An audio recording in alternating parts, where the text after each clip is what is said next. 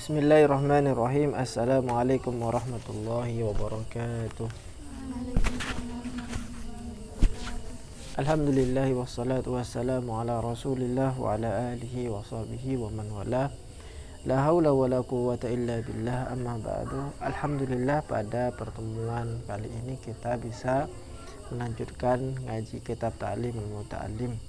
Kita berdoa mudah-mudahan diberikan ilmu yang bermanfaat fid-dini wa dunya wal akhirah. Salawat serta salam mudah-mudahan tetap tercurah bahkan kepada junjungan kita Nabi Muhammad sallallahu alaihi wasallam. Pada pertemuan yang lalu kita telah membaca sebentar, namun karena situasi yang kurang memungkinkan ketika itu kita tidak sempat menjelaskan. Penjelasannya adalah qala Rasulullah sallallahu alaihi wasallam iyyaka wat-tama'a fa innahu faqrun hadirun. Iyyaka wat-tama'. Di sini Rasulullah sallallahu alaihi wasallam mengingatkan kita, memberikan warning kepada kita untuk tidak mendekati sifat tamak. Apa itu tamak? Tamak itu artinya dia merasa haus dengan apa yang dimiliki oleh manusia, dimiliki oleh orang lain, dan tidak pernah merasa puas dengan apa yang dimiliki. Itu yang pertama, dia merasa iri dengan apa yang dimiliki oleh orang lain. Sedangkan yang dua, dia tidak merasa cukup dengan apa yang ia miliki. Itu tamak. Contoh, sampean punya temannya menurut kita ya biasa-biasa saja, tapi dia itu kemudian diberikan keanugerahan oleh Allah berupa kesuksesan. Sampean juga sama, sampean juga sukses. Hanya saja sampean merasa bahwa kesuksesan, harta yang sampean punya itu tidak memuaskan apa yang menjadi keinginan diri sendiri. Itu namanya tamak. Nah, dikatakan oleh Rasulullah, iyyaka wat-tama' fa innahu faqrun hadirun. Karena sesungguhnya tamak itu adalah kefakiran yang nyata hadirnya. Kefakiran yang nyata kehadirannya. Rasulullah di sini menyebutkan bahwa tamak itu sama halnya dengan kefakiran. Kenapa kok disebut kefakiran? Fakir itu artinya tidak punya apa-apa.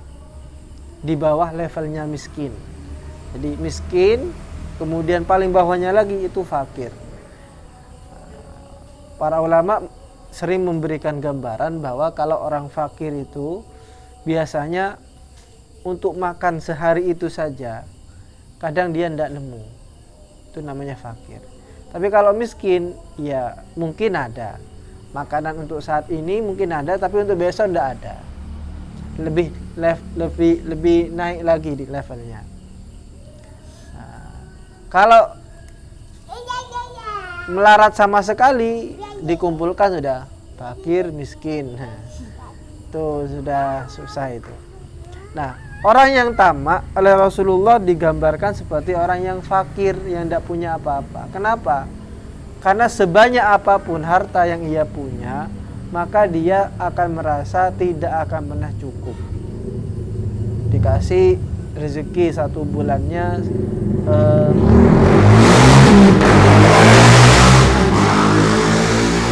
dikasih rezeki 1 bulannya 1 miliar. Dia merasa 1 miliar murah banget gitu kan, terlalu sedikit.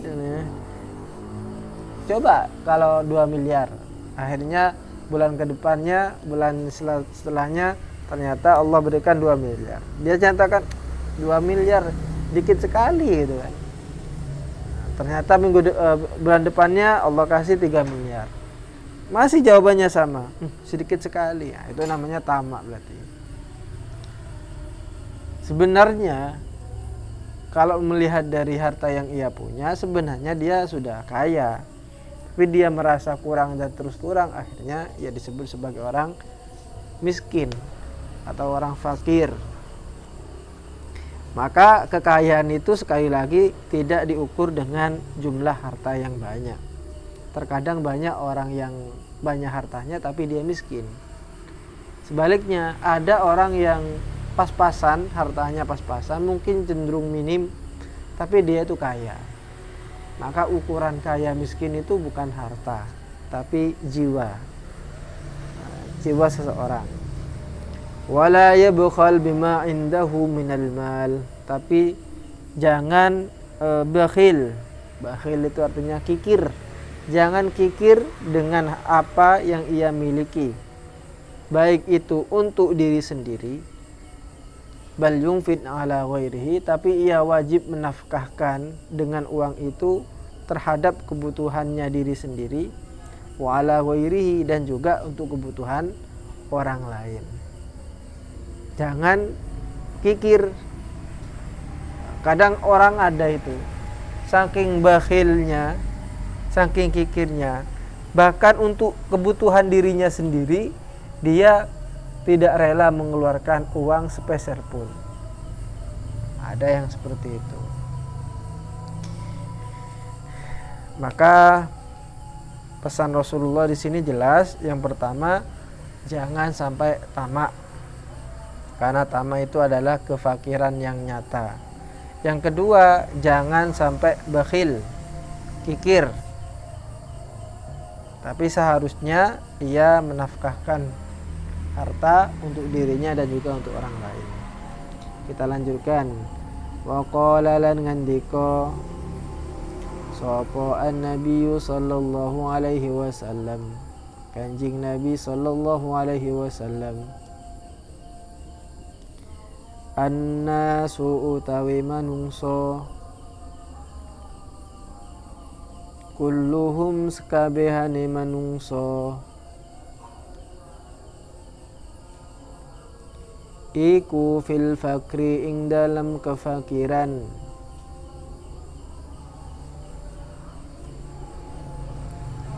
Makhafatal fakri krana wedi kuwatire fakir. Krana wedi utawa kuwatir fakir.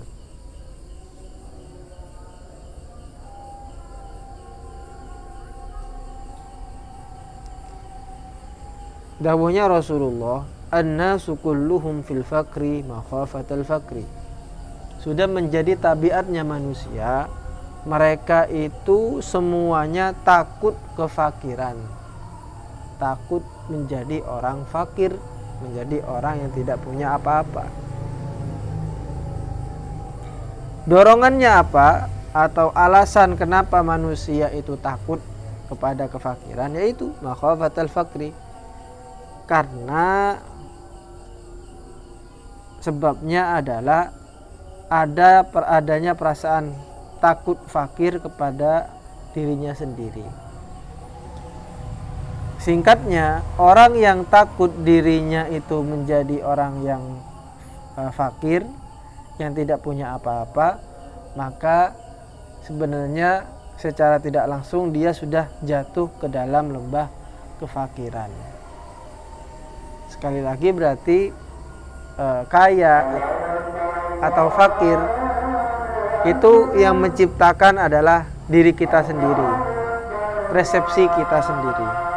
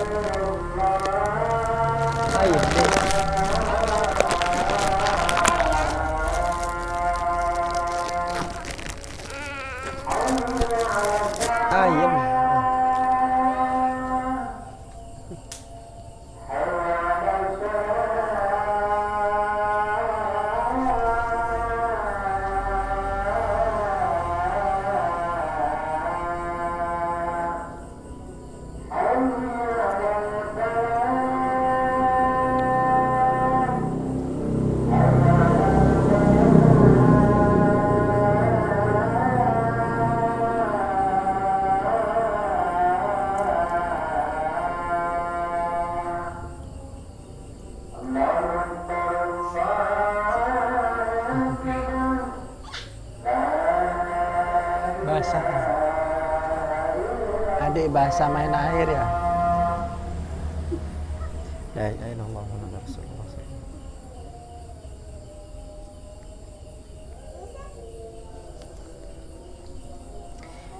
Maka sekali lagi kefakiran itu yang menciptakan adalah kita sendiri, perasaan kita sendiri. Tidak dihitung oleh jumlah harta yang dimiliki. Betapa banyak orang yang punya banyak harta tapi dia fakir. Sebaliknya, ada orang yang tidak punya harta tapi dia merasa kaya.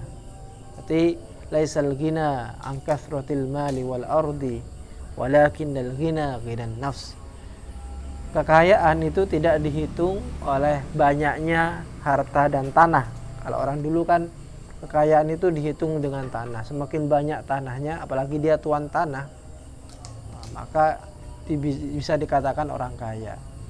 Kekayaan itu tidak dihitung dengan yang demikian. Walakinnal ghina ghinan nafs. Tapi kekayaan itu dihitung oleh kayanya hati. Jadi kalau hatinya kaya, meskipun dia tinggal di gubuk yang reot, beralaskan tikar, kemudian beratapkan langit, tapi kalau hatinya dia merasa kaya, ya tenang hidupnya. Sebaliknya, ada orang yang tinggal di hotel yang tempatnya semuanya mewah, semuanya disediakan, mau apapun disediakan, tapi dia merasa bahwa hidupnya tidak tenang. Hidupnya tidak tenang. Mau makan ini takut kolesterol, takut macam-macam sudah. Akhirnya ya hanya bisa minum air putih saja dan nasi putih tanpa ada lauk apa-apa. Tapi orang yang tidak punya apa-apa tadi, mau makan apapun enak aja gitu kan. Mau makan daging, ayo oke. Mau makan hanya nasi dan garam, enak juga. Maka kekayaan itu adalah di dalam hati kita. Wa kanu lan ono sapa manungsa fi zamanil awwali ing dalam zaman kang kuno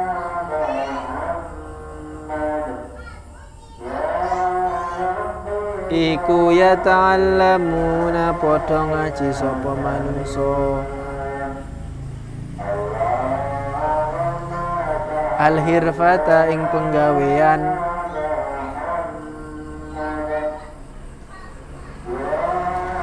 summa ya ta'allamuna mongko nuli padha ngaji sapa manungsa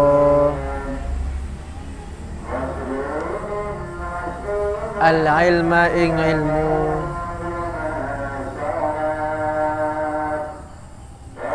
hatta la yatma'u sehingga ora tamak sapa manungsa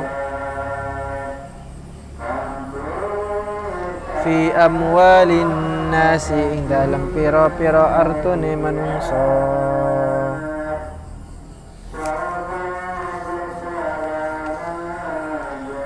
Kita lanjutkan yang tadi. Dulu, orang-orang dulu fi zamanil awal, zaman-zaman dahulu, mereka mempelajari profesi. Jadi sebelum terjun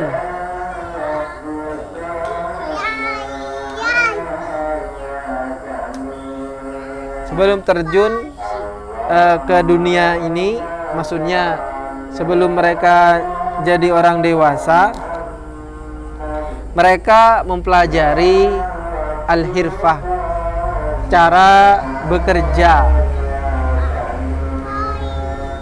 Jadi kayak kita sebelum terjun ke dunia kerja, kita dibekali dengan ilmu-ilmu kerjaan itu. Ya anggaplah kayak kita sekolah, kayak gitu sekolah di MTS, Aliyah, bahkan di sekolah di SMK, sekolah menengah kejuruan, ya memang sudah jelas spesifikasinya. Di SMK kita diajari satu misal multimedia, untuk yang jurusan multimedia. kemudian diajari tentang kesehatan masyarakat misal, atau tentang menjahit bagi yang belajar di tata busana, diajari tentang ilmu memasak yang mengikuti jurusan tata boga dan seterusnya. Nah, ini dalam rangka supaya nanti ketika sudah lulus dia siap untuk bekerja. Nah, setelah dia punya kemampuan untuk bekerja itu, mereka lanjutkan dengan cara belajar ilmu, tsumma yata'allamuna al-ilma. Tujuannya apa? Tujuannya supaya mereka itu tidak tamak kepada harta-hartanya orang, tidak menginginkan harta-hartanya orang. Karena kita sudah punya kemampuan, keterampilan untuk bekerja, untuk menghasilkan sendiri, sehingga tidak tamak, tidak iri dengan apa yang dimiliki orang lain. Wa fil hikmati lan kasebut ing dalam hikmah, man sapane wong istauna amrih cukup sapa wong bimalin nasi kelawan pondone manungso, iftaqara mongko dadi fakir sapa man,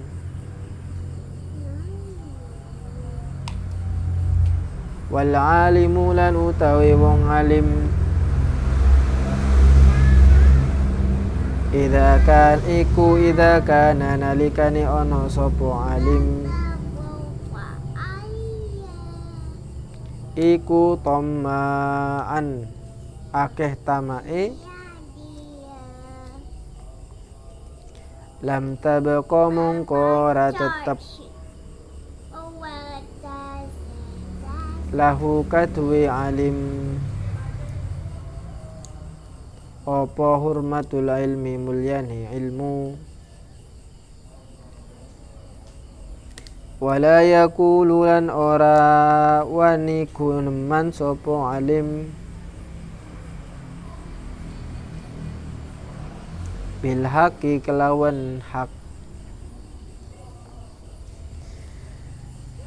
Di dalam hikmah itu artinya kata-kata bijak, kata-kata ya bijaksana.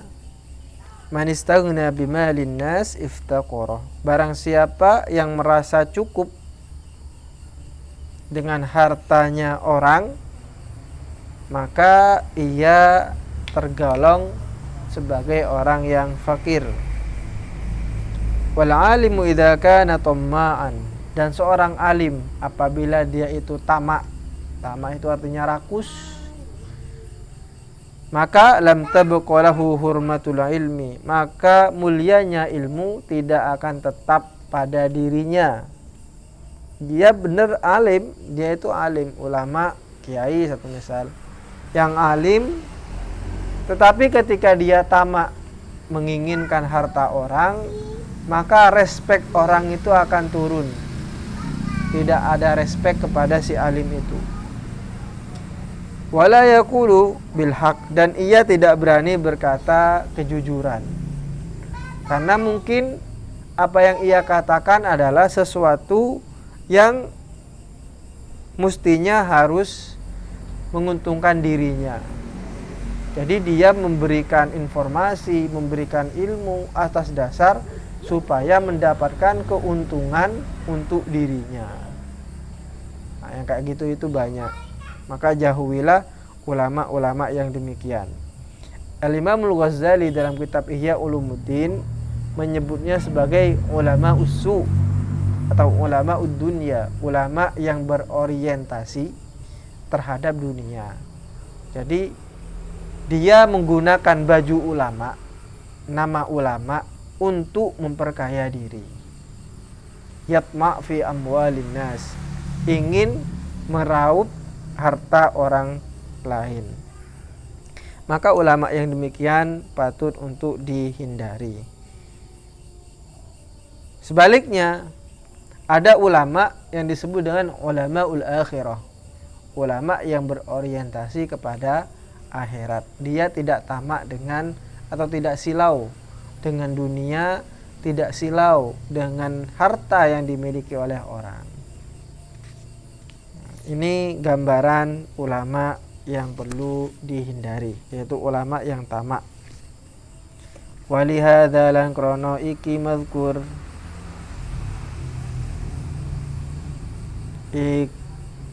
kana ono opo kelakuan iku ya ta'awwadhu nyuwun reksa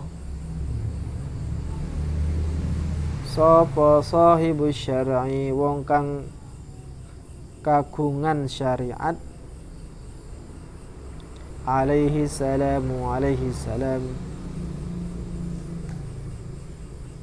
wa yaqulu lan ngandika sapa sahibus syar'i a'udzu nyuwun reksa kula billahi kelawan Allah min tama'in saking tamak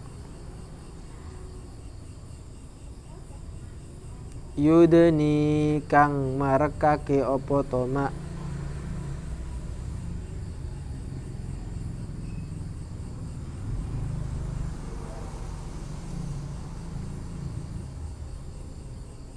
ila tab'in maring watak.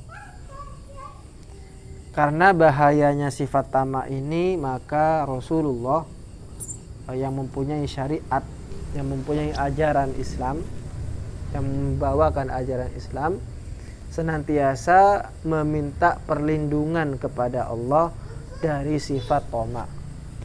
Seraya beliau berkata, a'udzu billahi min tama'in yudni ila tab'in.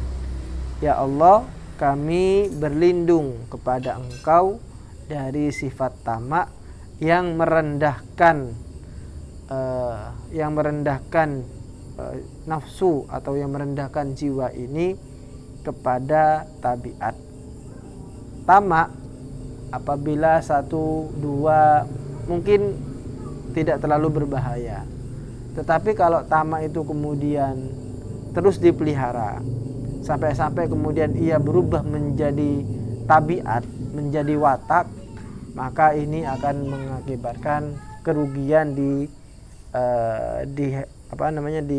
hari-hari mendatang. Kuncinya berarti apa? Kuncinya adalah harus merasa cukup dengan apa yang ia miliki. Harus merasa cukup dengan apa yang ia miliki. Bahasanya itu adalah harus memiliki sifat qanaah. Qanaah itu artinya merasa cukup. Ketika Allah berikan sepeda ontel, dia berkata, alhamdulillah saya sudah punya sepeda ontel. Bayangkan kalau saya setiap hari ke sekolah jalan kaki, maka saya beruntung sekali punya sepeda ontel. Ternyata kemudian sama Allah diberikan yang lebih lagi, diberikan sepeda motor, masih bersyukur dia, alhamdulillah saya masih bisa diberikan sepeda motor. Bayangkan kalau saya pakai sepeda ontel, ngontel dari sini ke sekolah, betapa capeknya kaki ini. Bersyukur Mas Yan. Kemudian Allah diberikan lagi mobil biasa. Alhamdulillah saya ke sekolah bisa naik mobil, jadi kalau hujan tidak kehujanan. Bayangkan kalau cuma naik sepeda motor, kalau hujan maka kehujanan. Begitu seterusnya. Jadi dia itu merasa cukup dengan apa yang dimilikinya. Bukan sebaliknya, merasa tidak cukup dengan apa yang dimilikinya. Sudah diberikan mobil Alphard satu misal, pengennya lebih. Mobil Alphard udah enak, saya pengennya itu Lamborghini satu misal. Dikasih Lamborghini, mikir lagi, udah enak Lamborghini, paling cuman bisanya ke Lumajang doang. Saya pengennya ke Surabaya, ke Jakarta dengan waktu yang cepat. Pengen jet pribadi. Dikasih jet pribadi satu, pengen dua. Dikasih dua, maka pengen tiga, begitu seterusnya. Dan tidak akan ada kenyang-kenyangnya kecuali kalau mulutnya itu sudah disumpal oleh tanah. Jadi orang yang tamak itu baru akan berhenti apabila mulutnya sudah disumpal oleh tanah. Maksudnya apa disumpal oleh tanah? Ya mati. Itu yang kemudian disebut oleh Allah, alhaakumut takatsur hatta zurtumul maqabir. Mereka berlomba-lomba mengumpulkan uang sampai mereka lalai. Jadi berlomba-lomba mengumpulkan ini membuat mereka lalai. Hatta zurtumul maqabir. Dan perlombaan ini menjadi berhenti kalau mereka itu mengunjungi kuburan. Maksudnya mengunjungi kuburan di sini ya mati. Perlombaan itu akan berhenti kalau sudah mati. Jadi hanya kematian saja yang bisa menghentikan perlombaan memperkaya diri ini.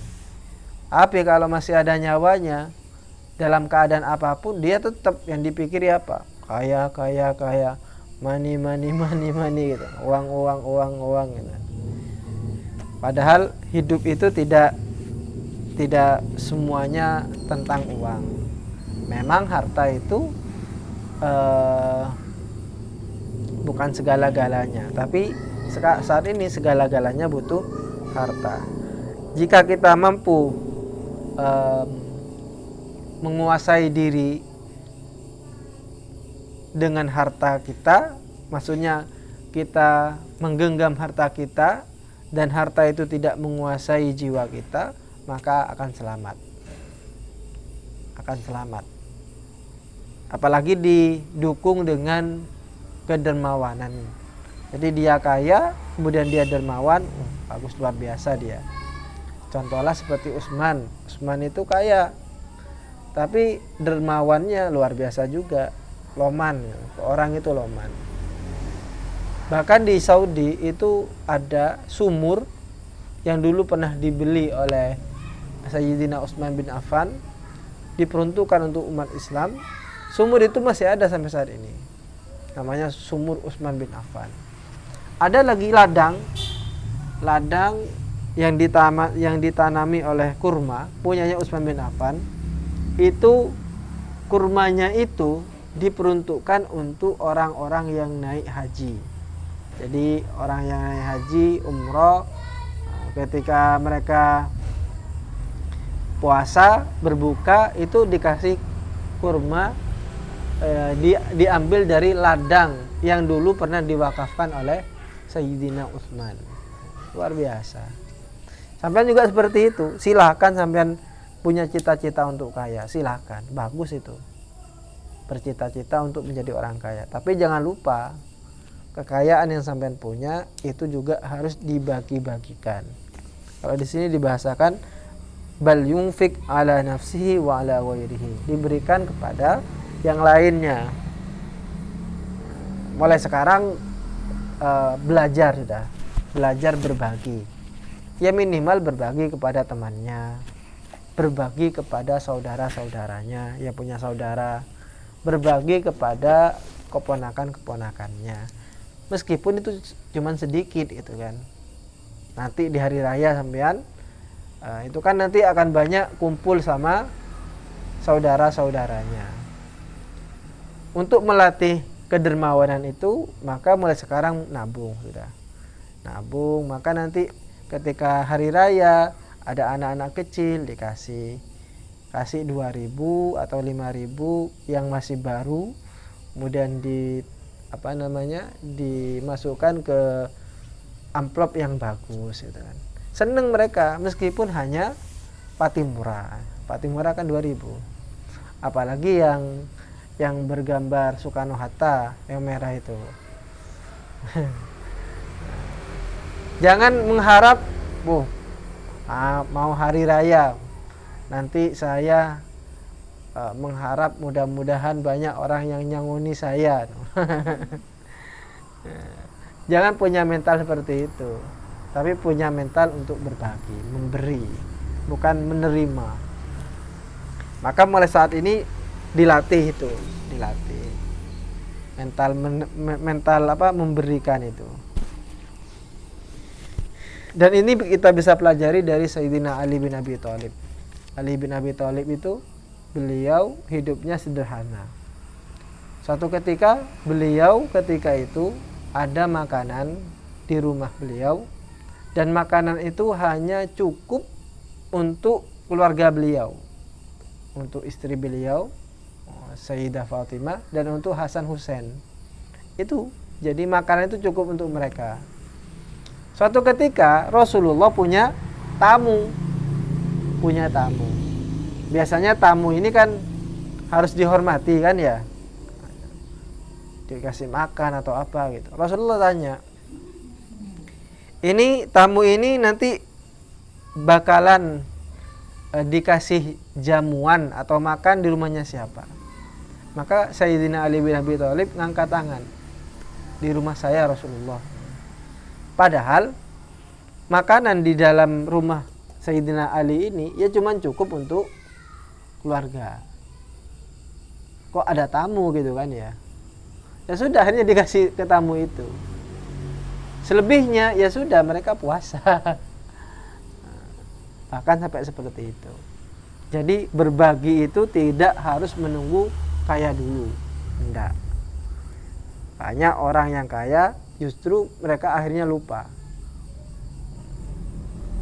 Caranya bagaimana? Yaitu dilatih sejak dini saat ini. Atau paling enggak saya lihat di belakang itu bagus, saya kira. Kan ada omplongan itu ya. Omplongan, enggak tahu inisiatif siapa itu. Bagus itu saya kira, ada uang-uang receh kemudian ditaruh di sana.